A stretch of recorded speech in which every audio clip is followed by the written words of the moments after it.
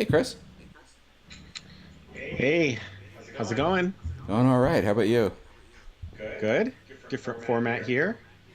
Not in the studio. We're not in the Microsoft Malvern MTC studio. We're each at home. And some exciting stuff happened this week. At Microsoft, it's a build conference. So we thought shouldn't miss this week's show and make sure we get a chance to talk about it. Yeah, definitely. It's certainly been a very busy week. Lots going on, and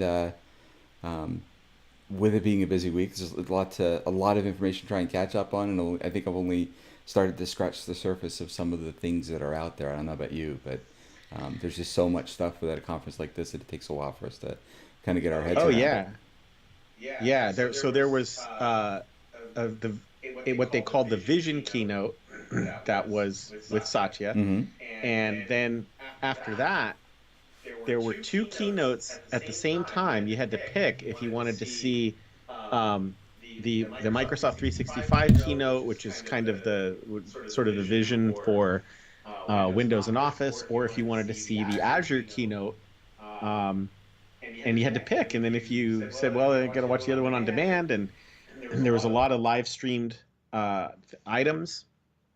And then after that, there's sessions that are going to be going up over the next couple days. There's a lot to watch. So definitely, if you are interested in build, you've got plenty of videos to watch for a while. And I think what we'll do on this show is this will give us a time to kind of catch up and go in depth on things that we think might be interesting that maybe just get touched on. So some of those videos are starting to go up now. For example, at just the main build site, you can see that at the very top of it, they've got the three keynotes, but then there are, from what it says on the site, 505 sessions to be posted. Many of them are posted. They're going up, I think, as fast as they can process them, and that is a lot of hours of coverage Yeah. to look back on. So that's pretty cool stuff. So actually, that's a good question. Somebody's picking up feedback. Are you still getting that? I think I closed it out. I was Okay. getting that too. Okay. But thanks for that. Thanks for that note there. Appreciate it. So obviously this is going to be a little different of a show. We're kind of used to not used to working in this format, and we'll see what we can get to. So I'm not sure if I have anything. I don't have anything playing my voice back on accident. No, doesn't sound like it. So I apologize about that. Um, for still getting that echo. Okay. Okay. But yeah, there's plenty of videos up. There are some that I guess would be interesting to talk about. I think what I want to do is, instead of maybe going over videos, is we can pick on one or two kind of key announcements and then just kind of discuss what was said. Um, if there's some feedback from the folks watching online, that's great. Um, and then, of course, the difference I think between the two of us is Rich is a Microsoft employee. I'm not. So it's very important to note that I don't represent Microsoft in any way, and what you hear out of my mouth might be speculation on my part if I'm not clear about that. I try really hard to separate it, but sometimes we all make mistakes, right? So be careful. I think everyone should understand a lot of these are brand new announcements. And I think we've seen in the past, with the best intentions, folks announce things and then maybe a course has to be shifted, right? So we'll see what happens there. But I think what I'm going to do is bring up, to me, what might have been, from a Philly.net standpoint, the most impactful announcement. And I can share my screen to show you a blog post from Rich Lander that sums it up. Yeah. Yeah, I hear you just fine. Okay. Okay, that's fine.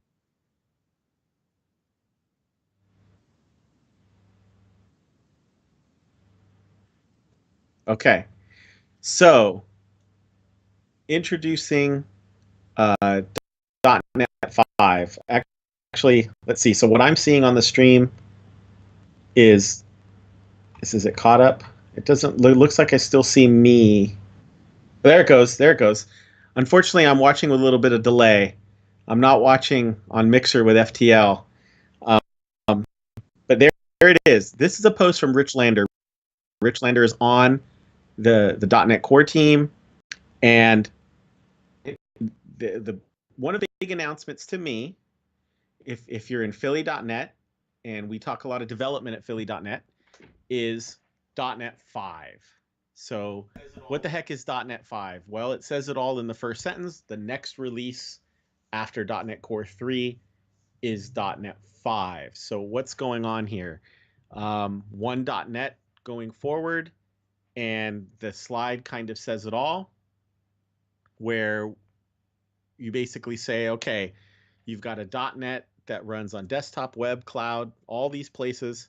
It's built on .NET Standard, so .NET Standard remains relevant. Why is that? Because a .NET Standard library that you build today and adopts a set of APIs will still be applicable to, it could be consumed by a .NET 5 hosted application, could still be consumed by a .NET Core application or Xamarin or whatever.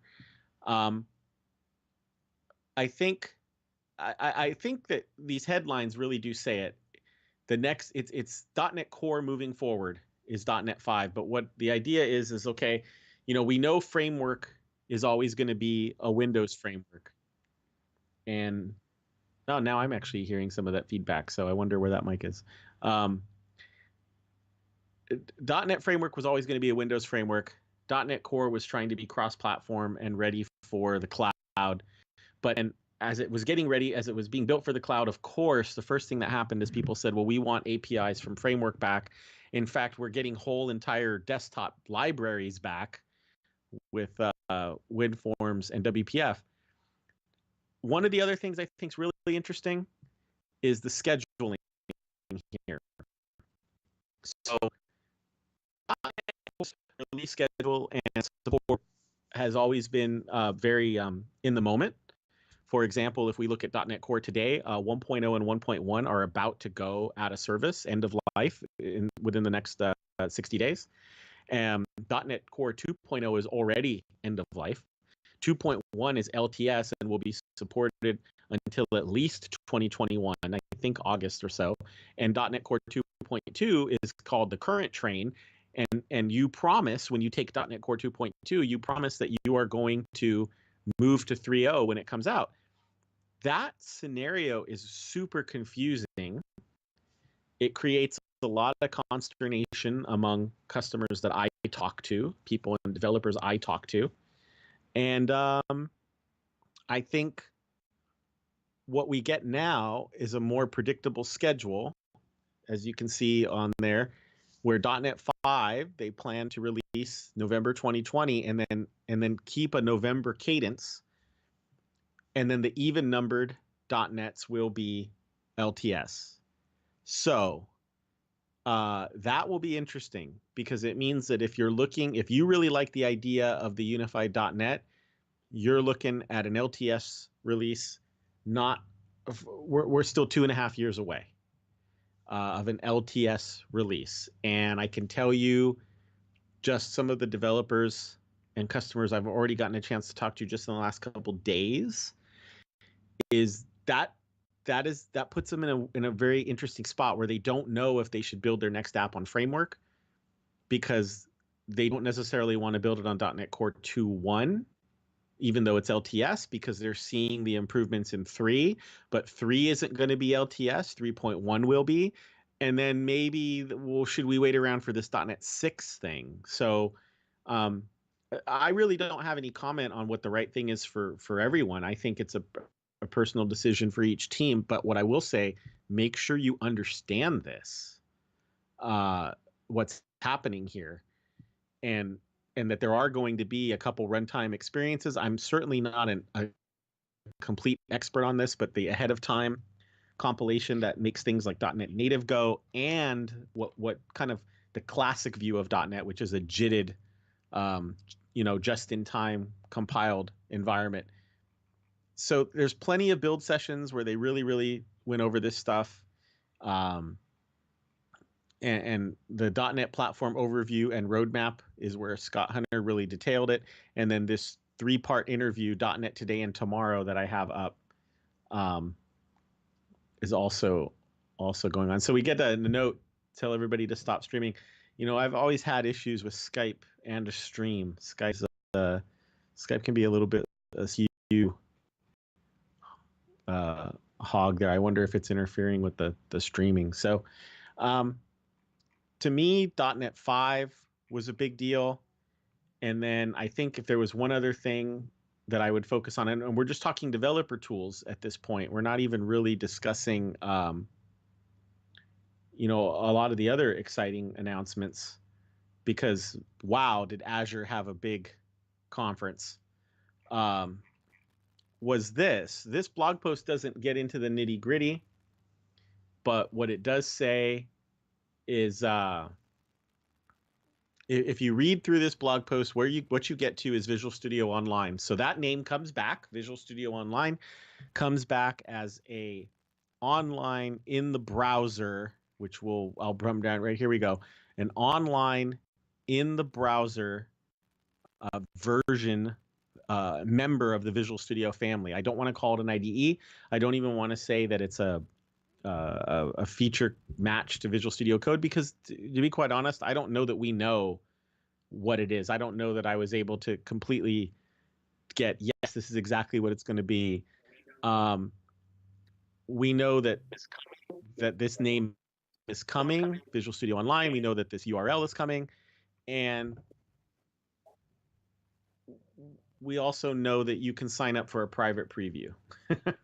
So a couple other interesting things. They also talked about the idea of your developer tools could be running locally, but yet you would connect to another machine. I think a very primary use case for this is a Linux machine, so that you do your development and it actually runs and executes, debugs on this remote machine, which is definitely something interesting for Windows developers that want to deploy on Linux, to make sure that from day one, you are running on the OS that you're going to ship on. And then I think, the cloud-hosted development environments is kind of akin to something that I've thought of. When I set up a development machine, before I know it, like putting Visual Studio on is one thing, but then maybe you put on Docker, and then maybe you put on Node, and then maybe you put on NPM, and then maybe you put on Python, and then maybe you put on Ruby, and next thing you know, your developer machine is full of stuff. And it's gotten me thinking a lot about, wouldn't it be nice if I could just use the tools when I needed them? So things like the Azure Cloud Shell really appeal to me, or using Docker containers to say, hey, I need Python now. I need it today. I don't need it every day, but I need it today. I need SQL Server to develop against today. I don't need it every day, but I need it right now. This is about saying, what if you could just basically say to Azure, spin up a development environment for me. It'll be interesting to see this stuff play out. It wasn't quite signed up for this preview. We'll be happy to. It'll be really interesting to look at this stuff on the air. And then of course this was a big hit, right? I recommend everybody checks out Dan Roth talking about the future here. I think he does a great job always of explaining this stuff. So, we didn't get to Azure. We didn't talk about ML.NET. We didn't talk about Azure DevOps. I saw little things in Azure DevOps, like Azure Active Directories is being supported in what is it, in GitHub? GitHub. I think you can now log into Azure with a. I think I saw that you could log into Azure with a GitHub account. Andy says in the chat, the Windows terminal is getting is going to be tab based, right? Yeah. Um, so I'm not hearing Rich. You're not hearing me? And actually, in how Uh, one sec. I'm not hearing Rich, but I am How about seeing. now? Yeah, I hear you now. Okay.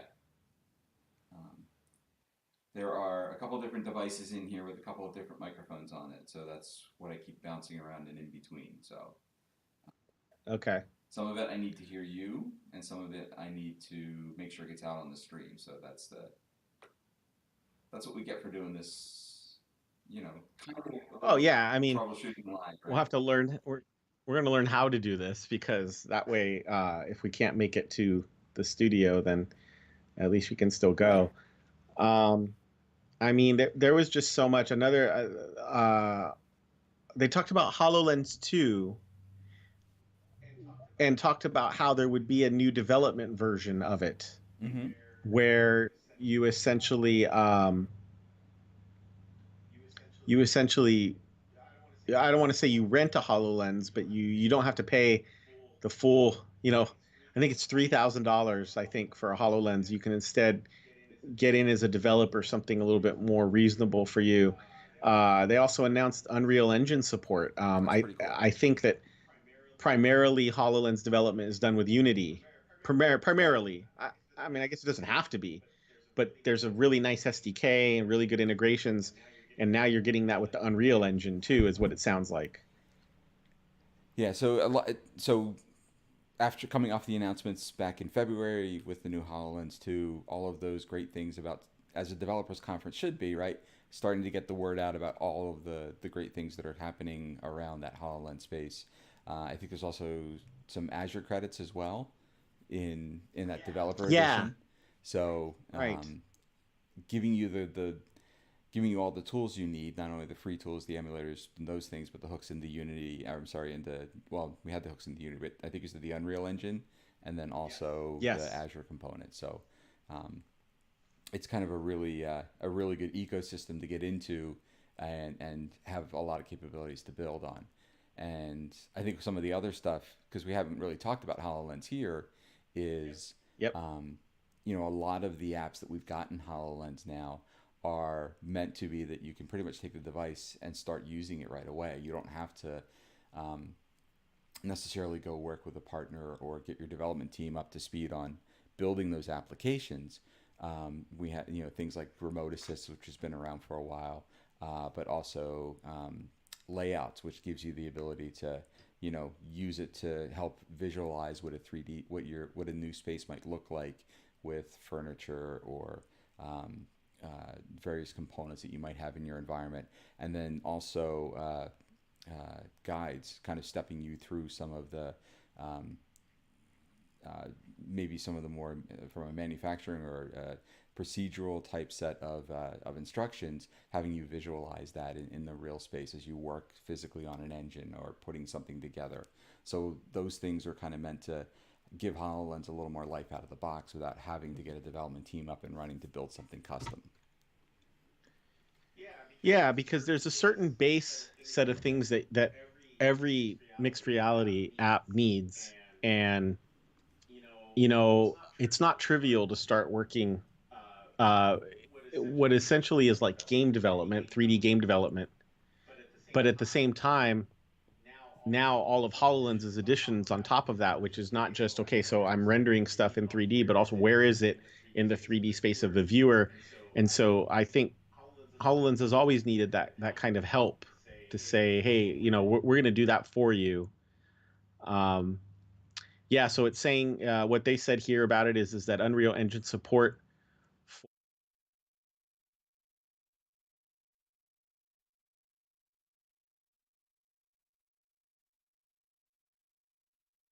for developers. You see many games that light up and say, hey, based on the Unreal Engine. Fortnite is no, Fortnite's Epic Games. Sorry, almost blew that one there. Um, but for a while, I think today I can only think of Unreal Tournament. I'm trying to think of what other engines What other games use Unreal? But that's not really all that important because for HoloLens development, this is more of a generally, I still feel like it's kind of the business applications are still king there, but we'll see. We'll see what happens. Uh, so let's see. I don't know enough about this stuff, but I saw a lot of announcements on blockchain and Azure blockchain service.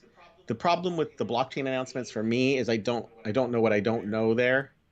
Yeah. So I said, okay, I know uh, I don't quite understand the value add, but that's just because I don't know. Yeah, and blockchain is one of those that I've seen like a couple of presentations on it to try and get an understanding of it. And it's funny, we had our Philly Tech Week sessions today in the office, and one of the sessions there was actually on blockchain and AI, which was I didn't get to see it, but I got a chance to talk to the speaker who gave that presentation. And it's an interesting area, Hmm. and kind of using. I think one of the big use cases, and it follows an announcement that I think came out from Build as well around um, blockchain for supply chain, securing the information around the supply chain. So I think we're working with Starbucks around their beans and how we're pulling those and basically confirming that the supply chain information that goes through them is secure and using blockchain to do that. And I'll put a post to the article that we have about that walks through uh, the um, some of the more detailed information around that scenario. But I know there was a couple of other announcements kind of related to that too. But yeah, it seems to be coming back around again. It seemed like maybe 12 months or so everybody was talking about blockchain, and now it's starting to take a little more momentum around it, and putting some intelligence around that as well, I think is also kind of important too, in uh, helping to understand and make sure what goes through and gets secured as part of that pipeline. Um, Yeah, I think, like I said, is I understand what blockchain is in a way, the distributed ledger portion, but I yeah. don't understand the management part. And so in a way, I compare that a little bit to Docker and Mm-hmm. orchestration. You can wrap your head around what Docker is and what containers are, and then someone comes along and tells you, well, you really need to think about orchestration, and I need to go, what? Excuse me, I don't even understand what you're Right. saying. That's where I feel a lot with now. That seems to be the deployment, the shipping of blockchain. There's more to it than just, okay, so sure, I'm storing stuff on a blockchain. No, now the question is, what am I going to do with it? How are we going to manage this, and how are customers going to take advantage of it, Yep. right? So that's the part I don't really understand. So here's the um, question: Who do we know who knows blockchain? Do a really good discussion around. I well, don't think we've had it uh, come up as a Philly.net yeah, discussion. in our archive we have the hands-on lab and the blockchain night with Mahesh. We Oh actually wow, there yeah. another speaker there too, and one of our more popular live streams. We had a large attendance live that night, and then I think it's done pretty well, as being up there on the archive too. So there are folks in our community that are working with this. Oh, I forgot the Mahesh session that. Yeah, that would. Yeah, he did an overview, and then I'm unfortunately I'm blanking on who kind of said, okay, let's sit down and implement a blockchain in C sharp. Which was the interesting thing is it was I don't think there was any intention to say like this is how you should go about doing things. It was like let's understand this by actually implementing it. So um, Azure Cognitive Services got a lot of attention. Cognitive services is the collection of services that will do things like analyze voice, analyze images, analyze text. I've had a lot of fun with like the vision service, trying to see if it would recognize a picture of would it recognize LeBron James, or would it recognize Satya Nadella, and would it, because it will, certain people, it will tell you who it Right. is. Does it recognize the boy on a skateboard in a park? I had a lot of fun with it once. In I was playing around with an app that supposedly you would this was all made up, but supposedly you would take a picture with your camera of a forest fire in progress or a wildfire in progress, So uh, I thought to myself, could these cognitive service, could the Vision API distinguish between a forest fire and a campfire? You know, Okay. would it be able to say like, oh no no, don't worry about that, that's just a campfire? I think those are interesting things. I saw that there were some new additions to it, and I wish I could remember the name of the forms one, because that one really stood out to me. Form recognizer. Form recognizer stood out to Okay.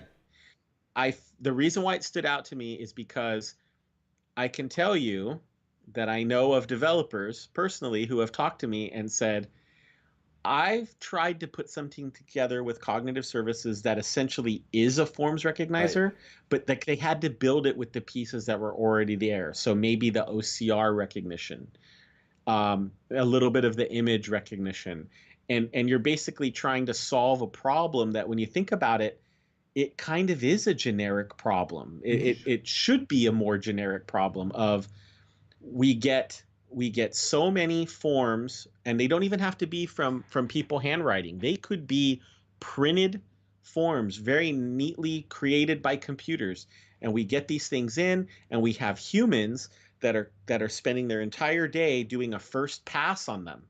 We're putting all this time and energy into just categorization. We could teach a machine to do that first pass. Sure. And what I thought was interesting is just now, just in the last week or two, discussing this problem with a Microsoft customer and saying, "Oh, that is interesting, to think about. You'd combine cognitive services with a little machine learning maybe, and then boom, here's Forms Recognizer." And I looked at it. I had to squint a little bit and look. It's only been a couple days. No one I know has gotten to try it out, including me. And I said, "Wait a second. I think this is that." Maybe. I think it could be.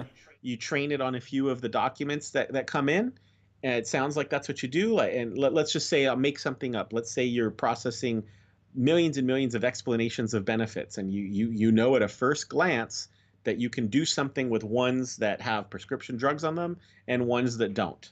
I don't know. Well, maybe you could train Forms Recognizer to look in a column and say, "Yep, when I see those things, I know the result." And then now you write a little bit of code that says send that one way and put this one in another queue. Hmm. So I think I was like, wow, it does make sense to me that that's a more generic problem. Yeah, definitely. And the pieces that might need to be put together to solve that in one case are very similar to how you would solve that across all of those cases.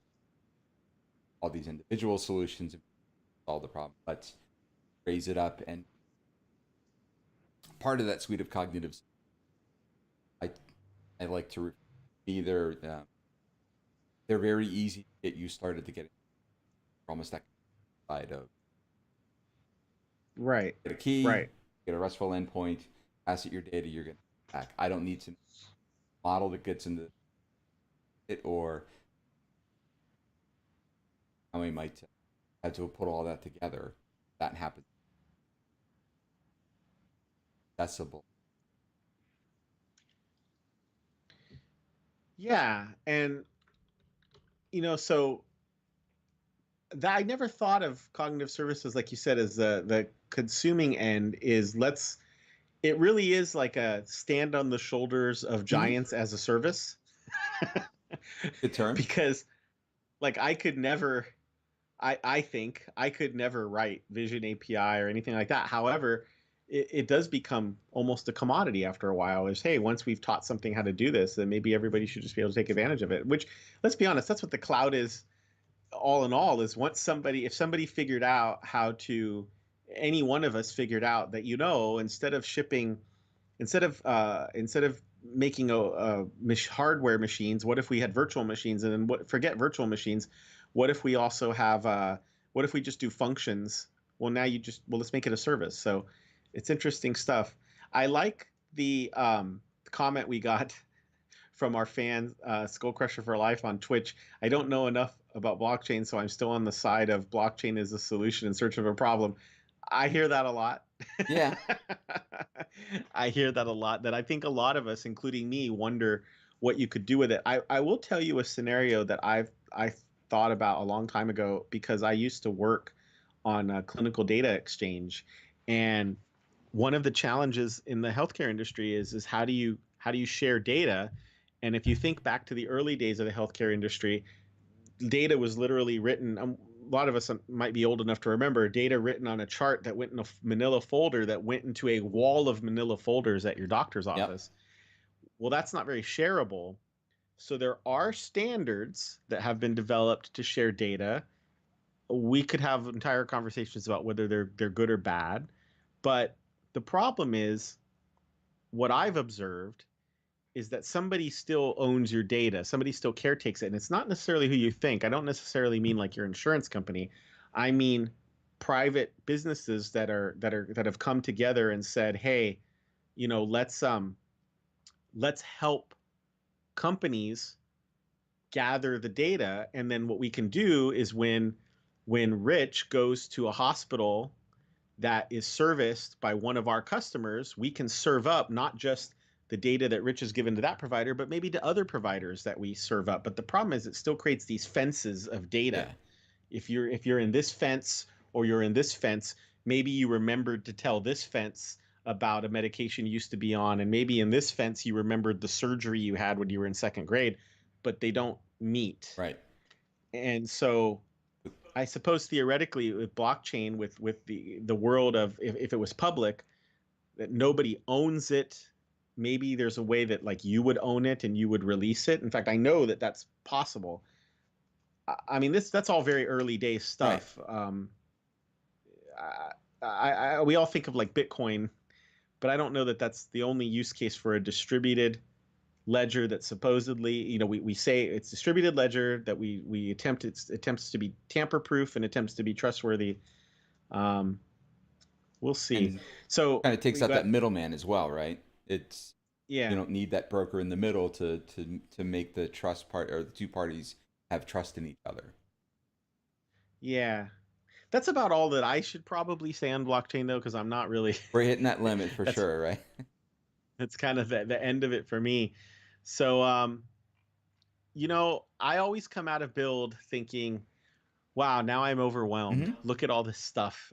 There's so much nitty gritty that happened, and lots of little announcements, even on things that we're already using today. I think I saw some Azure Function announcements. Obviously, we talked a little bit earlier about the .NET announcements, and there's a great C#8 talk that you'd probably want to see. Things that I don't even work with every day, Power Apps and Power BI were detailed and talked about. There's so much there, Yes. and I think it'll be hard to see it all just, even at Philly.net. But I know what we are going to try to do is 1 week from tonight, Hmm. and I'm going to share my screen Let me here. flip you over. Hang on. I still got the Blazer thing. Okay. Did it switch? Yep. Now it did. Okay. So 1 week from tonight, we have Philly.net right here on this channel. So those of you joining us tonight, whether you're on Mixer, Twitch, or YouTube, right where you're at, make sure you give us a follow or a subscribe. We have in-person meetup in Malvern. It's called What's Happening with Visual Studio 2019, but you could also think of it as Ask Me Anything with Jeff Fritz. So our local friend Jeff Fritz, we're very lucky that he's local to Philly. He's a Philly.net contributor before he started at Microsoft, and we're so proud from him coming out of our community, working at Microsoft and being a big face of the company, and also pioneering and pushing the live coding efforts. He will be here in person to take our questions in the audience and your questions on the stream. I'm telling you, I am going to have my track shoes on. We're going to get microphones around the room to make sure that everybody is heard. And then your questions get answered too. And again, we always stream these on Mixer, Twitch, or YouTube. So whatever you're watching on right now, we will be back on at 6 p.m. U.S. Eastern Time 1 week from tonight, and then we'll have the after show where we'll even be able to recap even more of what's going on at Build. But I think this is exciting. It's exciting to have Jeff on. I will tell a lot of you, those of you in the audience who know Jeff, have even shouted out that, hey, that C# Fritz is I got to admit, a lot of the people at Philly.net, like, they don't even understand the whole C# Fritz thing, or the whole, what do you mean Twitch? I don't know, what are you talking about? To them, it's just Jeff. But no, I'm super excited that he's going to be there, and glad that you all get to see it. So pretty cool stuff. You can see we've already got 120 people signed up. So pretty. And then, this is what I'm going to be spending some time. I'm going to be spending some time doing. Yeah, there's so much content. Oh my gosh, like, this looks exciting. A language panel. I did not get to see this, but it looks like 20 minutes with Anders reminiscing on C# is what I'm guessing. And so I can't wait to go through all this content, and then we'll have to figure out, what do we want. Yeah. And we know Jeff is going to be in the building. Maybe we can try and see if he's willing to stick around for a little bit. Nope.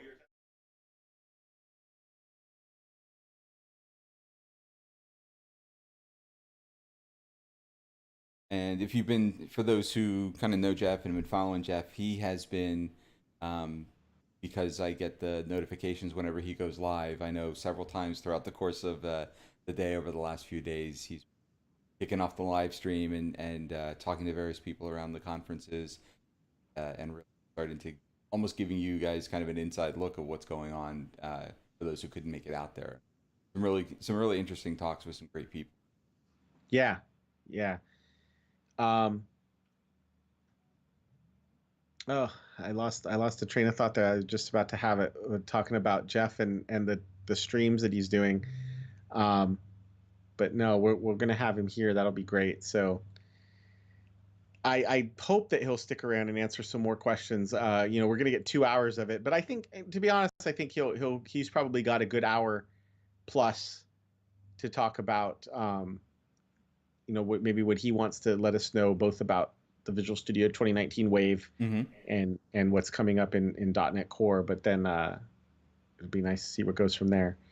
Yeah, definitely. And as with all things, in those kind of sessions and discussions, those are good sessions to sit in on if you can. So either join us live or come on out and catch us on the stream. So Yeah.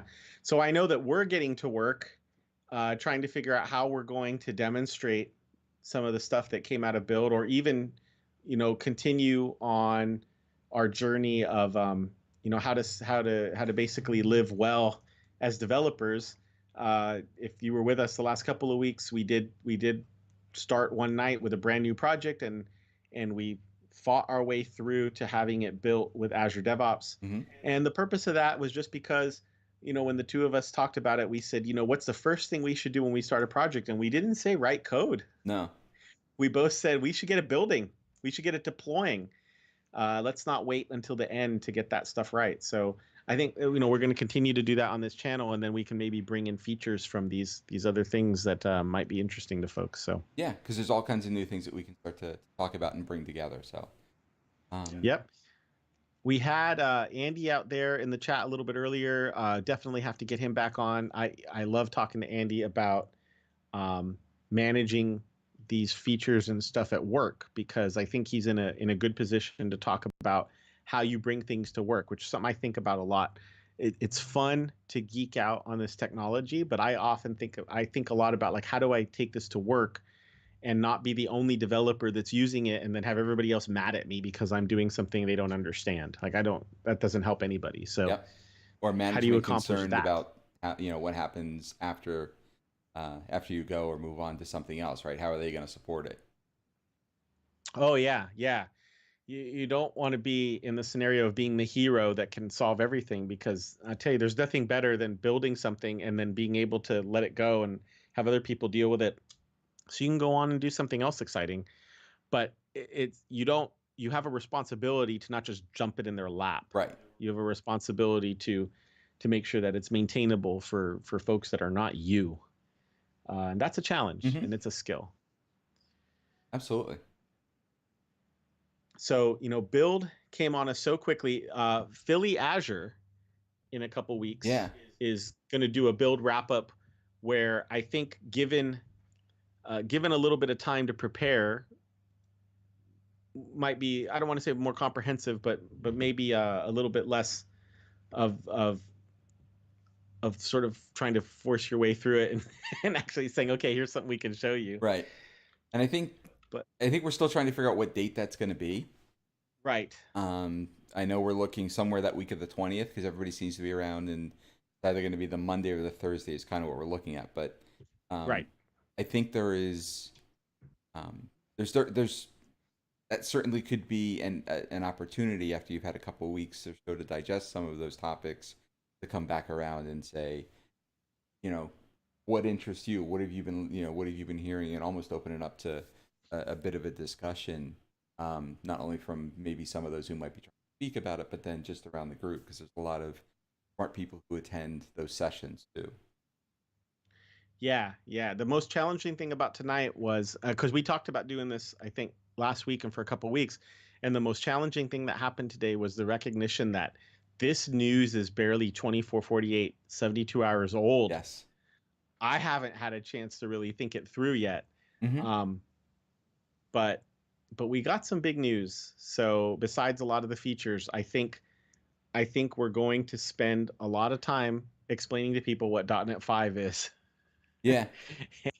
And those conversations will begin next week when we say, okay, here's what it is, and here's why again, it's all about preserving investments, I think, but moving forward.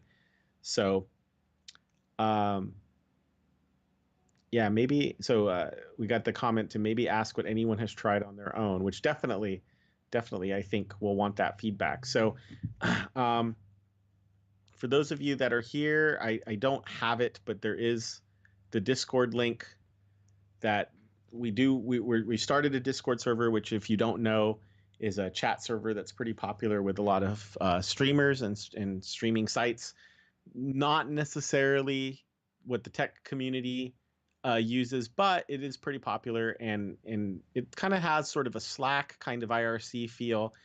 And we think eventually we might be able to move the offline conversation there, but don't be afraid to check us out there. Yeah. And Uh, so I did paste it in the chat window because I do yep, have it. So yep, if you click on that link, that will take you to, as long as you have a valid email address, sign into Discord, because it is going to want to do that bit of authentication. But if you have that, then it will go ahead and let you connect. And we've got a couple different channels in there. General channels just for us to post information you all read about, but there's one around Hands-on Labs, the monthly, as well as the live stream Tech Talk. So a yep. number of different places for the community to start to collaborate and ask their questions. Yep. So if you're not familiar with Philly.net, thanks for joining us. And we have our 2 monthly meetings.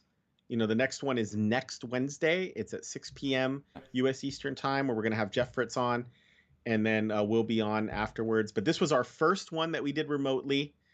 We had to fight through some things.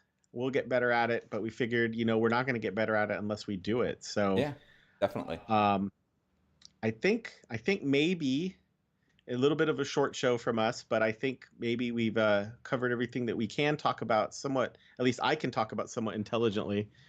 Um, Yeah, and so I do need a little bit more time to start to digest some of this stuff.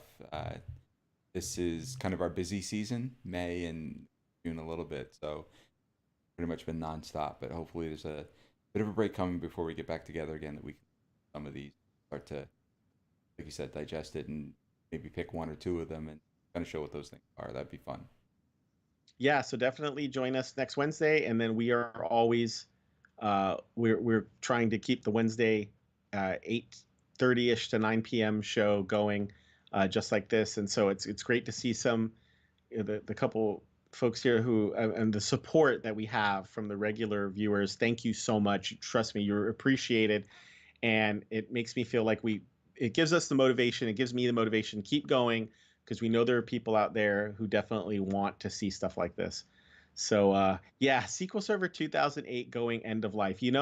That is something that has entered that is part of my life too right now. So I hear you. I've got many customers and developers that are screaming about how they're busy moving off of SQL Server 2008. So that's familiar. It's So been pretty nice. I will put this, and I'm not sure if we've talked about this, Chris, but one of the things that's possible is I know everybody's got plans and they got projects, and like, yes, we're going to be done before the end of life date. Um, but for some of those that may or may not wind up happening there are things that we're doing on the server side for Azure. So if you take that workload and move that SQL Server instance into Azure, you're going to get those security updates free for the next 3 years. So um, as long as those workloads run in Azure. So those are some things that we're doing to kind of help offset some of the pain of that end of life coming quicker than I'll expect. I know that That's doesn't. interesting. Are you talking about a lift and shift scenario, or if you move It's a to lift. SQL Azure? Yeah, it's a lift and shift. So it's basically taking that, because that's the problem, right? You've got certain things you're tied into from SQL 2008 perspective, or architectures that need that kind of workload. But if you can take that and move it into a virtual machine in Azure, then that can be supported in like. So Microsoft, I think what you're saying is Microsoft will still support with like security patches Mhm. or even just the phone calls Just the security for, patches, yeah. So okay, for security yeah, patches. Okay. yeah. So For not 3 more years. feature support or any of those kind of things, but just to make sure it Okay. continues to stay patched. Boy, no idea. That's news. That was news to me. Pretty cool. Nice little nugget there at the end. Yeah. Sometimes we So get those. R2 is the last SQL that didn't require. very Okay. true. Very true. The comment in chat is that 2008 R2 was the last SQL that didn't require you to care about how many CPU cores you had. Um, I get it that from a licensing standpoint, for a lot of folks, that might have just been simpler, or maybe they just, and this is my personal comment, maybe they were just angry that they had to count CPU cores. Uh, so it's not a world that I live in day to day, but I certainly understand that might be why folks are hung on till the very end there. Mm-hmm. All right, so I think we learned a lot doing this, Yeah, and that's not and bad. I, We I could. learned that I can have a little bit more ready to jump to, and we're learning how to transition screens here, Mm-hmm. and that my camera my camera aspect ratio kept changing on Rich, and so he was doing a good job of on the fly adjusting there. So thanks again Yeah, for putting this out and I there. have no idea All what the running lock off. symbol Is means. that all running off the Surface Book there? It is. It is. So we're all running locally here, off of that, which isn't bad. This is my Everything happened on a Surface Book. Look at that. this is my new Surface Book 2, so it's got good 16 gigs of RAM. It has the graphics card on on the machine here, that 1060 graphics card. So I think that certainly helps the ability to do this all from one machine. So Yeah.